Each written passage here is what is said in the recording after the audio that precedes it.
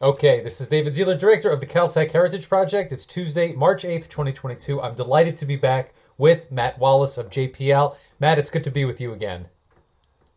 Thank you. It's nice to be talking with you again, David. Matt, we had a great conversation. Last time we took a sort of wide angle view of your approach to the research and administrative responsibilities at JPL. Let's go back all the way to the beginning. Start first with your parents. Tell me a little bit about them. Okay. My dad grew up in New York City, Brooklyn. He was in the Air Force for a little while. Then he got involved in the aerospace community at what used to be the old RCA facility, which is now Lockheed Martin in northern New Jersey. And one of the groups of folks, he was mostly in the contracting side. He wasn't an engineer, but one of the groups of folks he got to work with were the people that were contributing to the lunar module for Apollo, and he would tell me stories about how amazing these folks were and how much they how he would sit in meetings and just be overwhelmed with the talent and brilliance and things like that. And I think that had That an planted a impact seed. I think it did. I think it did. And of course, being a bit of a space aficionado, when it came time to land on the moon, he made sure that he came in, and I remember him coming in, waking us up, and sitting us in front of the old TV and black and white TV and messing with the antennas, just like you see So you, in the you old TV remember programs. that.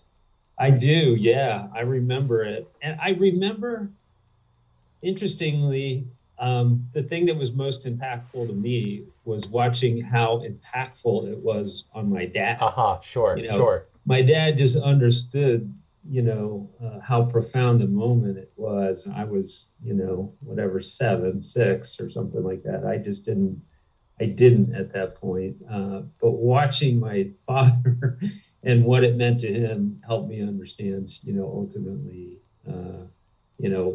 what that moment And was. what exactly was his work that he was interfacing with these people?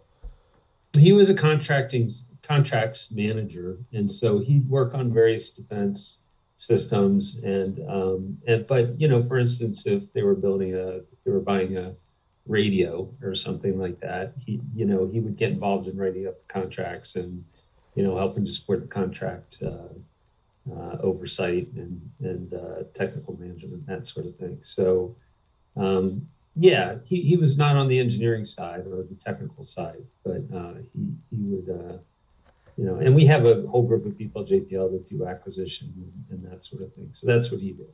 Yeah. And what He went about on to do a lot of other things, I should say. He got involved in the government. He worked at OMB. He worked at HUD and became a senior executive at a large energy company. And he had a very successful career. So, but that part of it was important, in the story. and what about your mom? Where's your mom from? My mom's from New Jersey. Yeah, they actually met at RCA, that defense contractor. She grew up, she and her three brothers grew up with a single mom. Her no dad, and through the Depression, through the war, and she at the time, I think she graduated first in her high school class, but at the time it was tough for girls to get an opportunity to go to college, and her mom needed money, so she went out and worked as a secretary, basically. I think she was smarter than all of us, but Didn't have the those opportunities. didn't have the opportunities. But later in life, it was interesting. She also got involved in working in the government, and she ended up working as a personal assistant to Elizabeth Dole, who was Secretary of Labor and then first Secretary of Transportation, then Secretary of Labor. And so she ended up being part of some government history. And she often tells the story about how she was asked at Transportation to do all the research on seatbelts. This was back when you're probably too young, but I remember. No, I remember Ralph Nader, unsafe at any speed. Exactly right. Yeah, we would get in the car. There would be no seatbelts for any kids, and much less, any other safety devices. And at the time she was working in transportation, Detroit was very adamantly opposing it as an additional cost and so on and so forth. And she did a bunch of research and found out that where they were implemented in other countries, in fact, the cars sold better than the cars without the seatbelts. And in Detroit, it finally clicked over that, consumers, especially parents, are willing to pay for those extra safety devices. And so, she's very proud of that part of, and she presented it to the secretary, and the secretary then worked with her husband, Bob Dole, who was, in the Senate at the time, and they got legislation passed, and she's very proud of that. Wow. So yeah, and she should be, of course. So it's her part of her story, but she's a remarkable woman, and my dad passed away, but my mom's still with us. Yeah. So Matt, did you spend your whole childhood in New Jersey? No, I lived there until I was 6. Then we moved to the DC area when my dad got a job in the government, as I mentioned before. He was at OMB, I think, at the time. And then when I was 9, we moved back to New Jersey. And I stayed there until I was 13. And then we moved back to Northern Virginia. So we kind of ping-ponged back and forth from the DC area to the Jersey. Yeah. Did you have a sense through your father of NASA and the larger space exploration aerospace world in DC? Oh, yeah, absolutely. I mean, as I said, my dad was just fascinated by space and fascinated by exploration. He was although he wasn't a technical person, he was a very intelligent and very curious person. There was almost nothing my dad couldn't talk about, and including space. And so he took us to 2001: A Space Odyssey. He was a Star Wars fan and Star Trek. Anything to do with space, he certainly was plugged in. In the government at OMB, when he worked at OMB, he did have an opportunity to do some budget work with NASA. But other than that, he didn't have any official capacity with government space.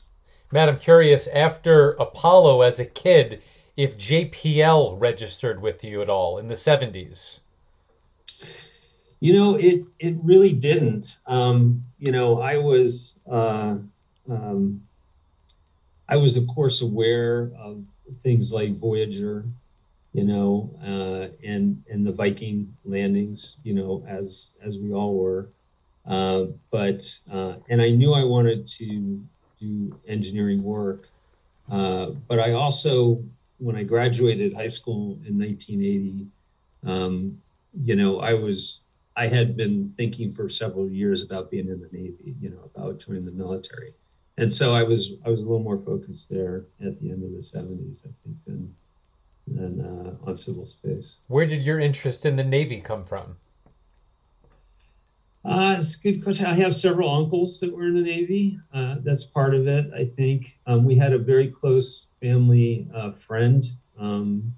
He worked with my father, actually, and he had gone to the Naval Academy. And not only that, he was an interesting guy. He graduated like at the bottom of his class for conduct, but at like the top of his class for academics. He was just, he was a real character, and he turned out to be the navigator on the Nautilus submarine when it went under the North Pole. and so he had some great stories, and that he was such a character, such an interesting person, that made me interested. And the Naval Academy, most people, I was a serious engineer, a serious student as well in high school, or reasonably serious. And the Naval Academy actually had a very good engineering program. Sure. They had the best, as you might expect, naval engineering and things like that. But they had the best systems engineering program in the country at the time, which is like classical control systems and things like that. And I was very interested in that sort of thing. So academically, it interested me, but there was a family connection, and across in a couple different places. Matt, when you graduated high school, were the options Naval Academy or regular college, or were you so committed to the Navy you would have gone into some other education or beginning a naval career? Well, I grew up, I was going to high school in the Washington, D.C. area. And to get into an academy, you first have to be nominated by a congressman. And then once you get nominated, you go through an acceptance process, and the Naval Academy decides if they want to offer you a place, which is a little more, the back half of that is a little more like a normal college application. But the front half of getting a nomination by a congressman in the Washington, D.C. area with the Pentagon, with all the military families and things there, it is very, very difficult. Congressmen are given us like 2 nominations a year. And as you can imagine, there's so much competition in the D.C. area that I actually didn't think I was going to get a nomination. And so I was exploring other colleges. And in fact, I didn't get a nomination, interestingly enough. And apparently the Naval Academy holds back a couple nominations for people that they see that they're interested in for whatever reason. And the Academy decided, hey, this Wallace character might work. And so they offered my congressman another nomination, I think contingent on the fact that I get it. And so I did get through the nomination process and did go into it. But as part of that delay, I applied to, a bunch of normal colleges as well. And so I wanted to go, if I couldn't get into the Naval Academy, I was open for MIT, I applied to Georgia Tech and Carnegie Mellon and things like that. So, so I applied to other schools, and that's what I would have done had I not gotten in. Matt, I'm curious, as a high school graduate, as an 18-year-old, the late 70s, early 80s, pretty significant international tensions at this point. China, Taiwan, Soviet Union is on the march. They've invaded Afghanistan, obviously the Iran crisis. Did these things appear on your radar when you were thinking about military service, being at the Naval Academy? Yeah, we were right in the middle of the Cold War. And, our military was very much focused on that aspect of the military challenge. And so, it was something we thought about all the time, as midshipmen at the Naval Academy, then once we were in the fleet, it was a, you had to take it very seriously. There were conflicts, as you mentioned, in different places. There was a lot of, when we got into the 80s and the Reagan administration, there was a real re-emphasis on the military budget and strengthening and expanding the military. So there were, that's right when I was coming out of the Naval Academy, right into all of that. What was it like when you got to the Naval Academy? What were your initial impressions? A little bit of fear, and pride, I think, and a fair amount of uncertainty. You get to the Naval Academy, and the first thing they tell you is one out of every three of you won't be here, in 6 months. And so the first thing you go through is something called plebe summer, which is a cycle of indoctrination. It's By the time I got there, it was a little more controlled than it used to have been, but there was still a lot of rigor and a lot of the testing of your mettle and a lot of knowledge, especially for those of us that didn't come out of career military families and things like that. We had a lot to learn, and so the summer was tough, but I had been I'd been a runner in high school, and so I came into the Naval Academy physically in great shape. I mean, I'd never had any trouble with the physical aspects of the plebe summer, which can be pretty daunting, pretty difficult if you hadn't been an athlete or hadn't been, exercising regularly or whatever. So that part I dealt with, I think, pretty well. I was pretty smart, so I did okay with the academics and the, that part of it. The part that challenged me probably the most was getting the whole, I don't know, managing under pressure. You get some 4 or 5 guys yelling in your face, and you're an 18-year-old. That's never happened to you before. You got to learn how to deal with that. And so, but that's part of what the Naval Academy was trying to do, is to teach you those skills. And so, and it did. It did. But some of it can get a little, it can go a little too far, I guess, at times. But all in all, it was okay. I got through the summer, and then when the school year started, I was, I was running and back in my element with the academics, and so yeah, I did okay. I never really felt like I was in jeopardy of, wanting to leave or being asked to leave. So I think it was okay. And do you declare the focus in engineering from the beginning, or that comes after a more general education? It comes pretty quick. I think it was after the first semester we had to identify our major.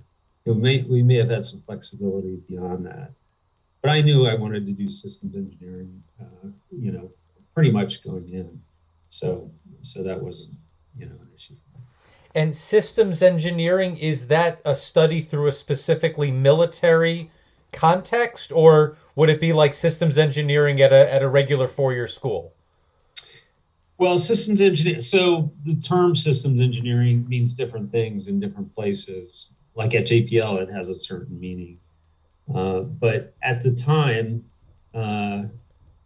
it was still a relatively new-ish discipline. Although it's been used in the aerospace industry for quite a while.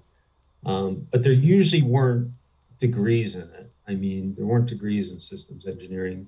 If you were a systems engineering in the aerospace, in industry or in civil space, you were an aerospace engineer, or you might be an electrical engineer or something else.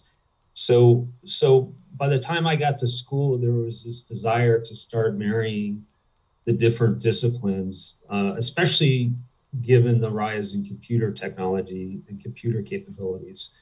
And being able to, for instance, simulate different types of systems, whether they were electrical or mechanical or hydraulic or whatever.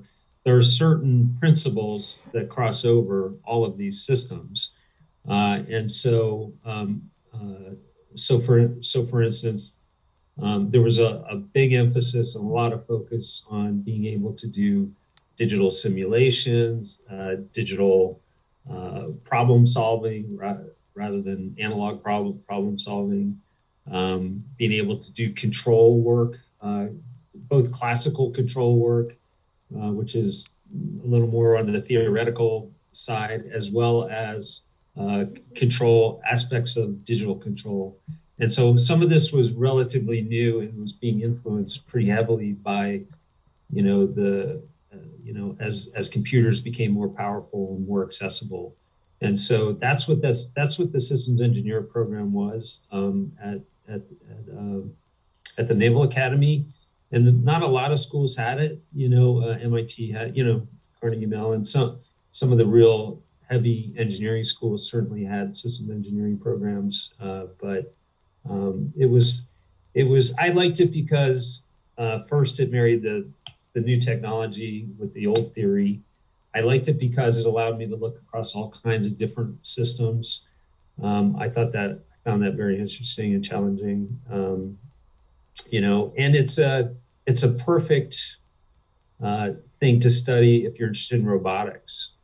Back then there weren't high school robotics teams, and robotics was still relative. There weren't robotics degrees in college. It was as close as I could get to robotics, which is something I was very interested in. I did my senior project in a robotics system, and so those are the things that I liked about it, and that's what it was. What do summers look like at the Naval Academy? Can you get to go home like a regular college kid? Do you stay there? Do you deploy? What does it look like? Yeah, you get to maybe go home for a week or so, and then the training doesn't end.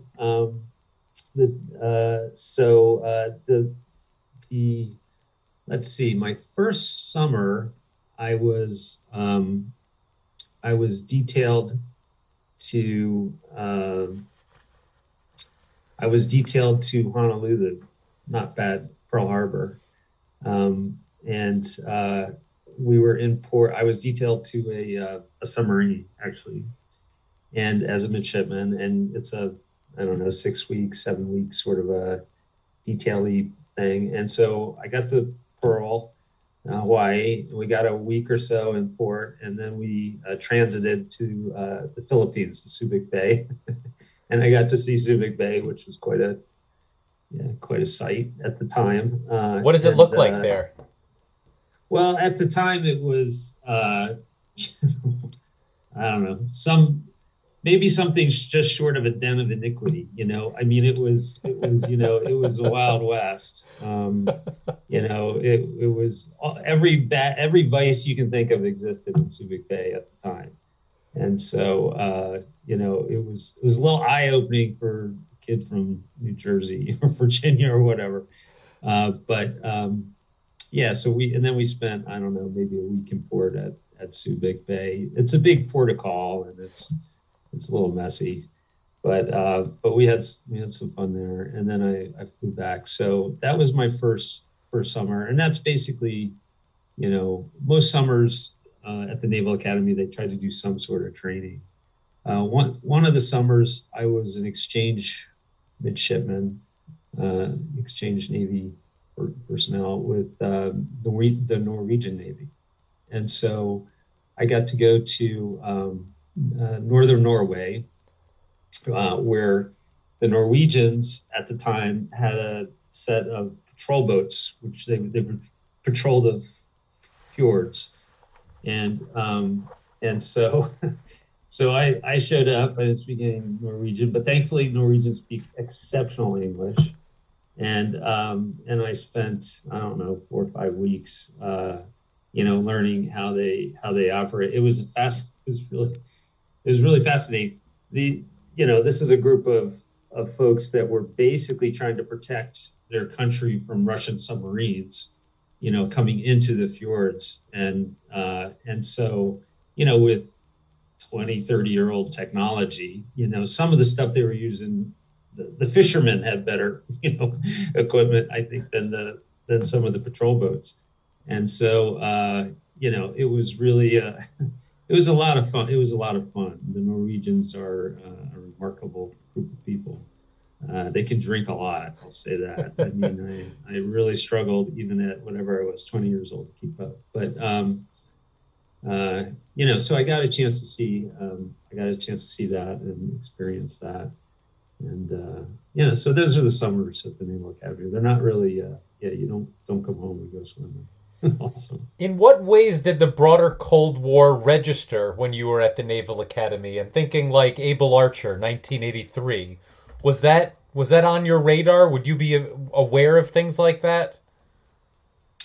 Yeah, I mean, we were, at the Naval Academy, we certainly were. We're about to enter those, into that environment, I think.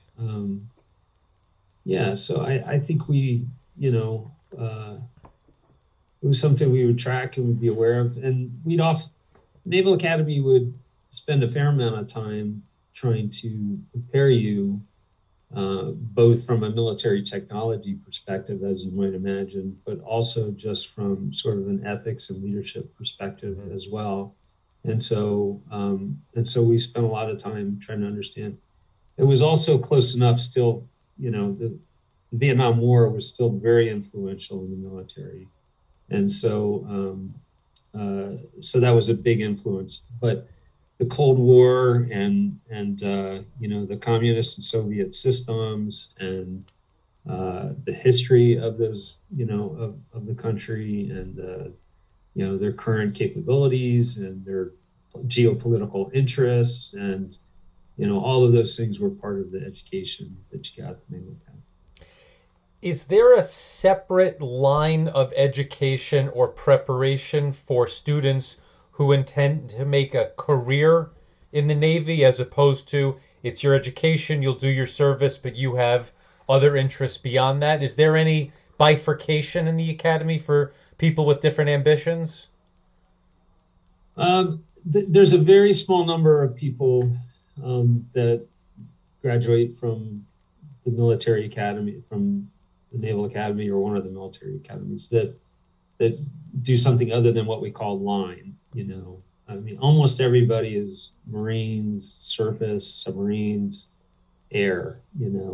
One of those four things. But there's a very small number that might go into the JAG Corps, law, or might go into logistics, that sort of thing. Sometimes it's because of medical constraints, sometimes other reasons. But almost everybody that comes out has been trained for and is going to join some form of the line, what we call the line.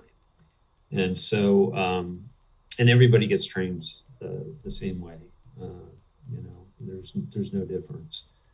Eventually, as you go through your career, I mean, you get to some point in your career where you're offered postgraduate opportunities and things like that. And if you don't intend to make it, a 20 or 30-year career, you might decide against that kind of path. But generally, yeah. I mean, when I left the Naval Academy, I didn't know if I'd been in the Navy for 5.5 years or 25 and a half years. I really hadn't decided at the time. And when you graduate, how many options do you have based on your interests and your own aspirations? Well, I kind of went through those. There's four basic, options. Maybe things have changed now. There may be some others, but at the time, you had to go onto a surface ship, or you had to go submarines and if you were going submarines, you'd also leave the Naval Academy and immediately start nuclear power training because all of our submarines were nuclear powered. And that took about a year. That's what I did. You can go air. And if you leave the Naval Academy, you go air, you go down to, Pensacola or whatever, and you start training as a pilot or as an NFO or something like that. Or you could go Marines. And if you could go Marines, you come out and you go to Quantico and you get some postgraduate training there. And so those were kind of the big options. Part of me wanted to fly, but at the time there was no real safe eye surgery options, and I did not have good eyes, pretty terrible eyes, and so that wasn't an option, and so I chose submarines. And were you specifically interested in nuclear engineering? Was that part of it? Nuclear engineering was just something that came with the submarine choice. I like the idea of getting a broader engineering, experience with nuclear engineering. I mean, you finish the training preparing for submarines, and you really have the equivalent of a master's in nuclear engineering. So I appreciated the fact that I had an opportunity to do more academic work in that area. And also, we operated a nuclear power plant on a submarine. And so that's also kind of from an engineering perspective, as a pure engineer, there's a lot of fascinating aspects to that. So I enjoyed that too.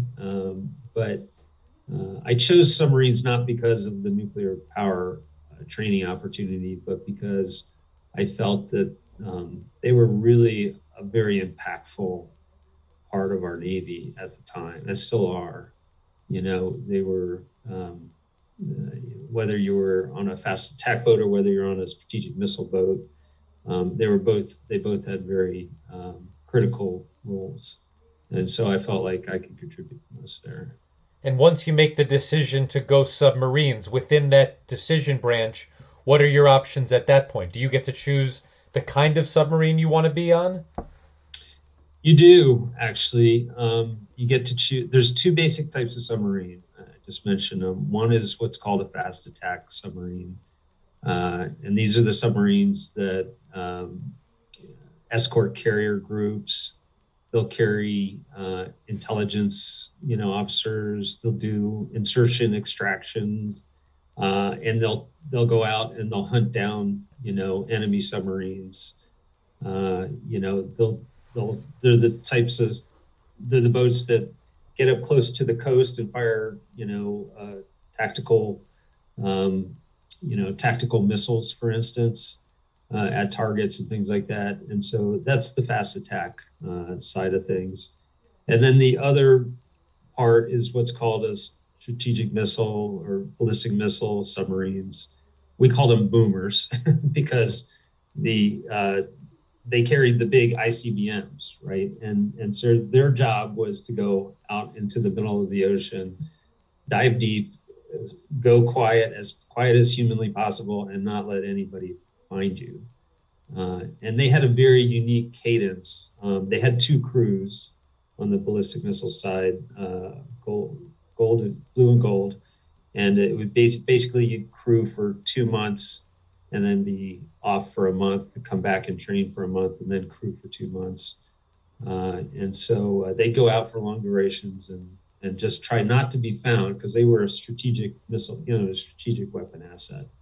They were a deterrent, Perhaps not surprisingly, I chose the fast attack path. It just sounded a lot more interesting to me, and so I was able to. You don't always get your choice, but I got mine, and that's what I decided to do. And I got stationed on a submarine in New London, Connecticut. And what is life like on a submarine? It's kind of weird, Looking back on it, it's definitely not normal. The fast attack boats, unfortunately, only had one crew. And so if you were on a relatively new ship that didn't need repairs and things like that very often, you'd spend a lot of time at sea. And I was on a Los Angeles class new submarine. And so we had what's called a 70% op tempo. That means 70% of the time we were at sea, literally at sea, doing something. And the other 30%, we were working 5 days a week in port, usually 12 hours, plus a day. And then 1 out of every 3 days, you would have duty. And so you'd be on the sub for 24 hours that whole time. And so the submarine, I just never left the submarine. I mean, for 3.5 years, I was stationed on the Albuquerque, which was the submarine I was on. It was for junior officers is on a ship with a high op tempo like that. It was very, very consuming, to say the least. And so that's part of it. When you're at sea, it's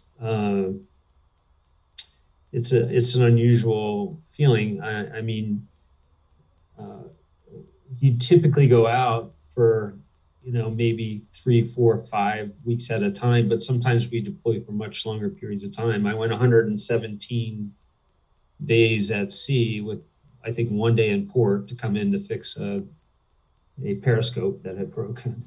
And so, so you can spend a lot of continuous time at sea. When you're at sea as a junior officer, you have 18-hour days, which has got to be the most messed up concept ever invented. I mean, your body just does not work on 18-hour cycles. And so you're just like constantly tired. But the idea was, so there had been some kind of study, I guess, that said after 6 hours on watch, you start to lose focus. And so they said, oh, okay, well, we won't make an 8-hour watch cycle. We'll make it a 6-hour watch cycle. So you had 6 hours on watch, and you had 6 hours of training and administrative work, because you had a whole department you were responsible for as an officer, in addition to being on watch. And then you got 6 hours to supposedly sleep, but you never got 6 hours.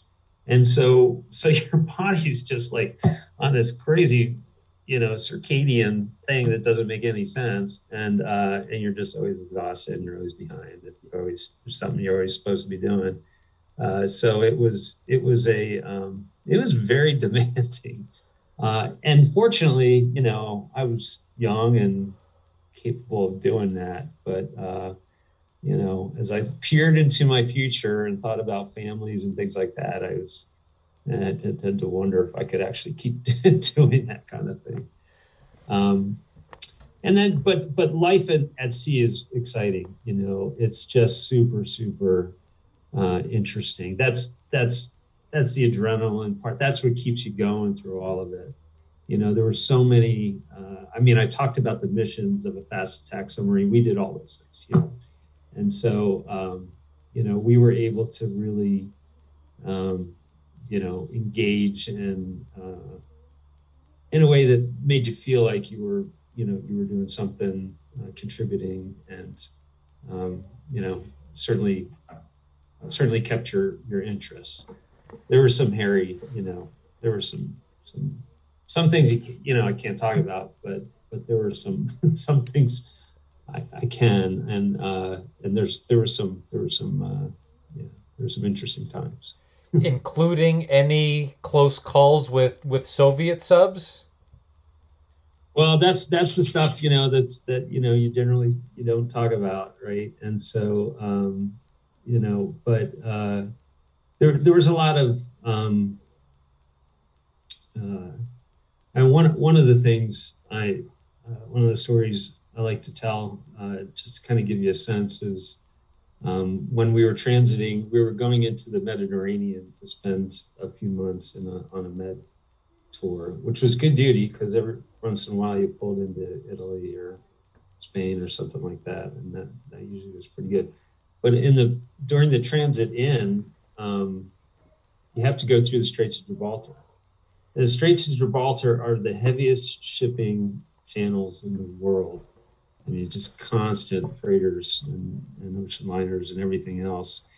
And at the time, before you went through the Straits of Gibraltar, you had to know exactly where you were, because if you're going through submerged and you were too far south or too far north, you were in a lot of trouble.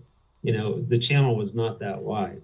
And so before you went in through the Straits, you had to come up to periscope depth and get what's called a navigation fix. You had to understand where we were before we tried to make the transit submerged into the med. And I was an under instruction officer of the watch, one of my first watches, and I was supposed to officer of the watch as the guy driving the ship, basically. And so and so they want to get to periscope, we want to get to periscope depth, get this nav fix. And I'm looking at the sonar signals, and it's just ship after ship after ship. And going to periscope depth is one of the most dangerous things you do on a submarine because you can easily get run over. And so I'm just looking at these traces, and I see no way to get to periscope depth. And so the captain comes out, and he looks. He said, "Come left to 330," and so came left to 330. He said, "Come right to, I don't know, 120, whatever." So we came right to 120. He said, "Go to periscope depth, Mr. Wallace." And I'm like, "What?" I cannot. To me, it looks like we're going to get run over 3 or 4 different ways. But he was so experienced; he knew exactly what he was looking at, and he knew how to read the charts and things. And so I went to periscope depth. And when you go to periscope depth, you put the periscope up, and you see it in the movies. They're circling, they're looking. You're looking for shapes and shadows, and as the periscope breaches the surface, you're looking for close contacts. And we were coming up in the middle of the night, and so I'm looking, and the periscope breaches the surface, and I look up, and like at 30 or 40 degrees, I just see a row of lights, and I'm thinking, oh my God, we're about to get run over by an ocean liner or freighter, and I'm about to call emergency deep. And I realize it's the lights up on the Rock of Gibraltar actually shining down into and it was terrifying. It was the most terrifying moment in my entire life. But submarines, submarine work on fast attack boats can be pretty exciting. Matt, when did you start to think about leaving the Navy and pursuing new opportunities? Well, I had a 5-year obligation coming out of the Naval Academy, and as I got closer to that, I started to try to decide what I wanted to do. One of the things that was happening about that time is the Cold War was starting to kind of roll over, and the country was talking about reducing the number of submarines in the fleet, and it felt to me like things were going to shift from the way they had been over the last 10 years. I was also, as I said, I was a little concerned about the cadence and the schedule, that is demanded of you in the submarine force. And I was still very interested in the engineering side of things.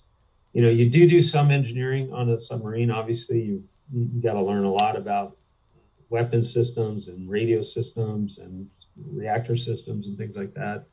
But you're mostly an operator, and you're not a designer, or a builder, those things. And so, I still had a strong pull into engineering, and I was still fascinated by civil space.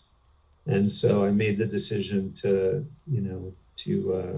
go ahead and leave a little after my commitment was over and go to grad school. And so that's what I did, with the eye of getting into civil space. What kind of programs were you looking at for graduate school? I applied to all the same schools I applied to for undergraduate. It seemed like, with one additional one, which was Caltech. I had been, when I applied to MIT for undergraduate, they waitlisted me, and while I was waiting to get an answer, I got accepted into the Naval Academy. And so I accepted the offer. And later on, I heard that they told me, oh, we got a spot for you. And so when I applied to graduate school, I applied to MIT, of course. And they gave me I got accepted.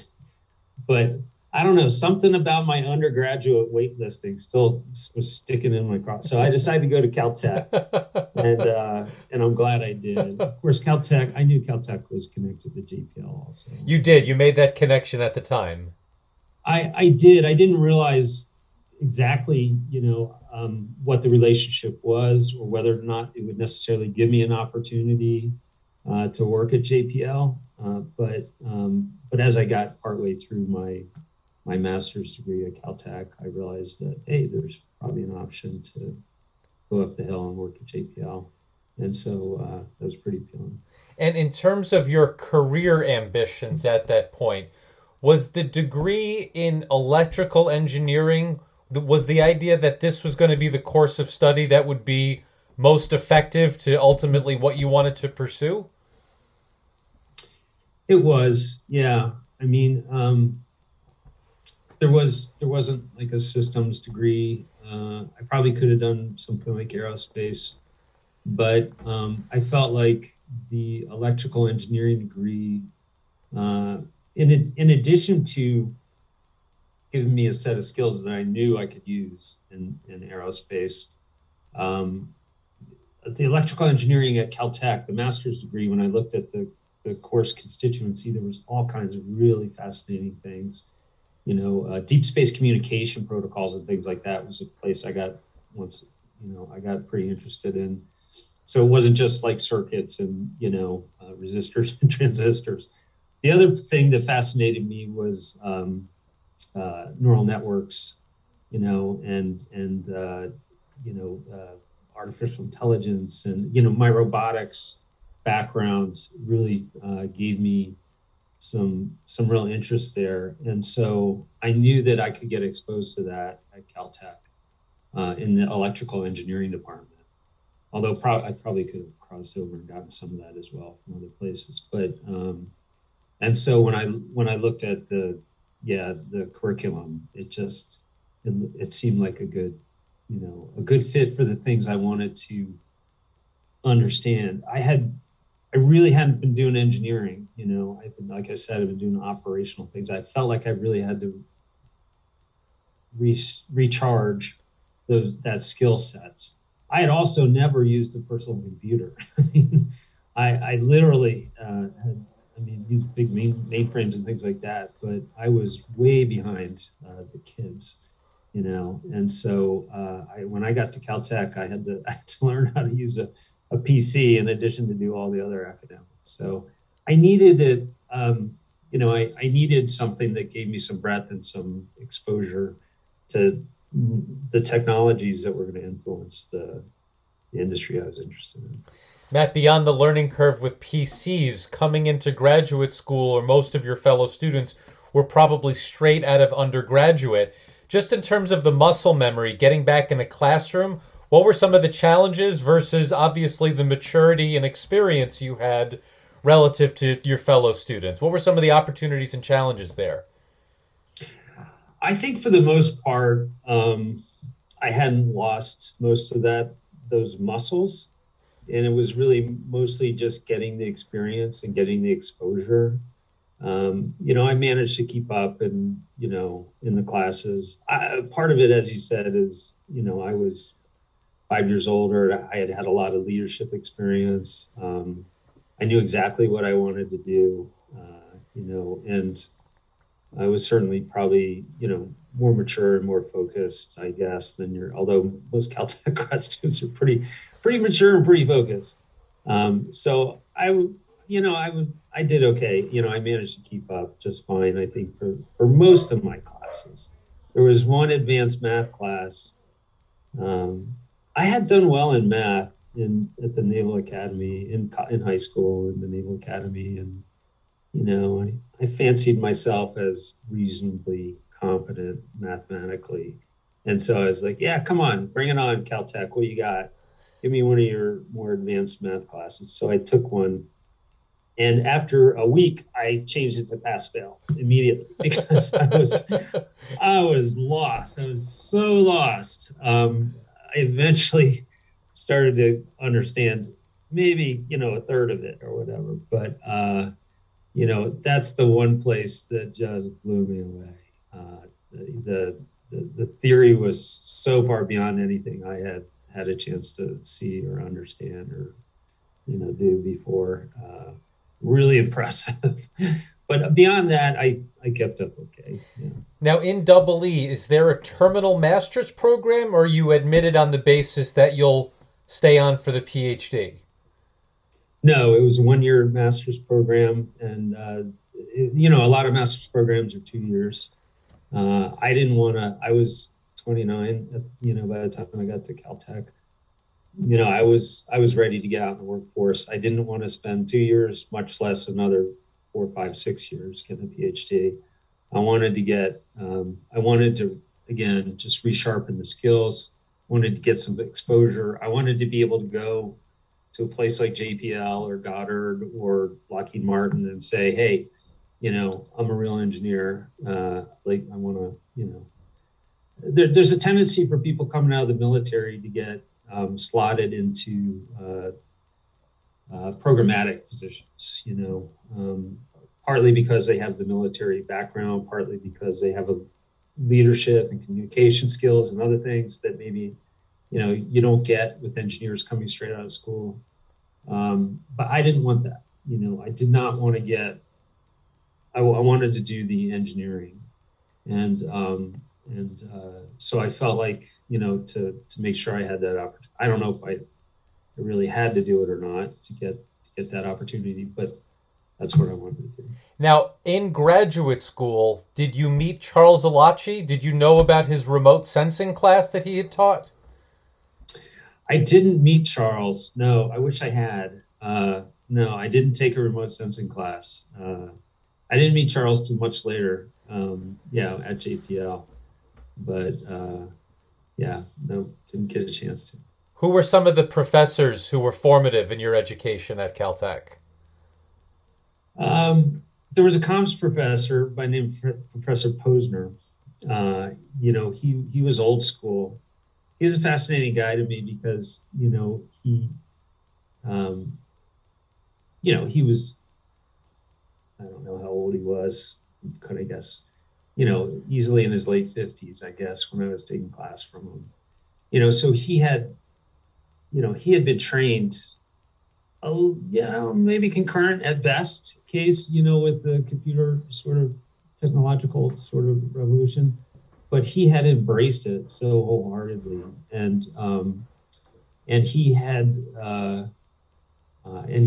was responsible for a lot of the encoding, for instance, that our spacecraft Voyagers and we still use today convolutional encoding that Professor Posner had really spearheaded. And so he taught a communications course that really was eye-opening to me because it was everything from these coding schemes to traffic theory to and watching him. The thing that I liked about it is that he'd bring these very theoretical concepts and have very hard, concrete, applicable, applications that he would apply them to. And so he had a pretty big impact on me, just helping me understand how to translate theory into practice, I would say. And I took a class with Carver Mead, which blew my mind. And, and there was a mechanical engineer professor, was Burdick, I believe his last name was, who I loved being in his class. He was most college professors think at a certain plane, and it's very hard for them to come down Sure. and explain it to people that aren't yet at that plane. And he did that so exceptionally well. It was an interesting crossover course for me in the mechanical engineering domain, very robotics oriented. It really helped me prepare for a lot of the things I would eventually have to manage down the road. And so, that was a great course. I took a Shakespeare course. And one thing about Naval Academy is, there's no, you don't take electives, you take, war history or something, right? I mean, that's, if you got a spot in there's no room to sort of play around. And I love Shakespeare, and I had this first time I had a chance to take a Shakespeare course, so So that was kind of fun. I took an econ course. I'd never taken any economics, before. That was eye opening for me. Yeah, and so it was fun to kind of. We always got blamed. The engineers got blamed for busting the curve in the econ course, but you know, it's my daughter has an econ course now as a senior in high school, and I've forgotten a lot of it, but I mean the full basis of what I know about econ I learned at Caltech. So it was a great opportunity to actually take a range of different things and really prepare for what I was going to do. Get that humanities education, right? Yeah, that was it. That was my full humanities education. One semester of Shakespeare. Yeah. So, Matt, last question for today. Obviously, this will set the stage for our next discussion. What was that initial point of contact or opportunity that opened the door at JPL for you? They came down to recruit at Caltech. And I talked to a guy by the name of Dave Lehman, who, interestingly enough, had been a submarine officer, oddly. He was recruiting for systems engineering positions, but I submitted my resume for some positions in the power systems area as well, and the power guys offered me something first, primarily because power. A number of our spacecraft then and our spacecraft now are powered by radioisotope thermoelectric generators. They're basically, plutonium decay systems. And I had nuclear experience. And so the Cassini folks wanted me to come in and help them with some of their power systems work because of my nuclear background, which was a weird way in, but, it worked, got me in. So. Well, Matt, on that note, we'll pick up next time for when you begin your career at JPL.